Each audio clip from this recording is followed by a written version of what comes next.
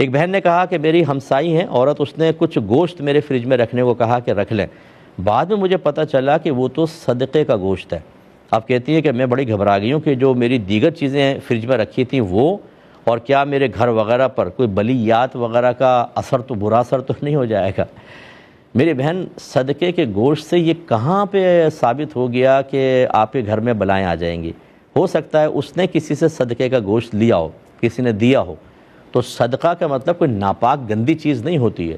اگر گوشت صدقے کو دیا ہے تو اس کا مطلب یہ نہیں ہے کہ اس کے ساتھ بلائیں چمٹی ہوں گی۔ صدقہ تو بلائیں دور کرتا ہے، نہ کہ اس کے ساتھ بلائیں چمٹی ہوں گی کہ آپ کے فریج میں رکھا تو آپ کے گھر کے اندر چیونٹیوں کی طرح پھیل جائیں گی۔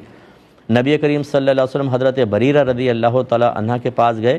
یہ سیدہ عائشہ صدیقہ رضی اللہ تعالی عنہ کی آزاد کردہ غلام کنیز تھیں اور بزرگ خاتون تھیں۔